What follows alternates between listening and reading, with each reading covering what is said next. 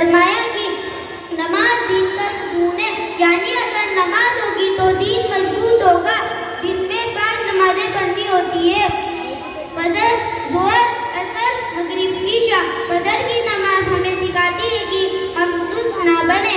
ज़ोहर और असर की नमाज हमें सिखाती है कि हम पढ़ाई और काम के साथ अल्लाह को ना भूलें। मगरिब की नमाज